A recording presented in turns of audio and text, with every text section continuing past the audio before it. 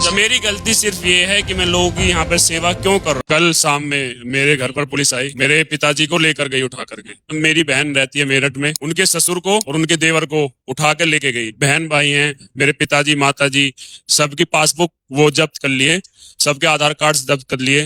ये कह रहे हैं कि मेरे थाने में कि मुझको लाके यहाँ पे दो तो हम आपको छोड़ देंगे। सरकार से ये बर्दाश्त नहीं हुआ कि जुनैद भाई एक मुसलमान होके छात्रों की वहाँ मदद करते हैं, उनको पानी पिलाते हैं, खाना खिलाते हैं। उनको सजा देने के लिए उनके घर पे ये सब हो गया।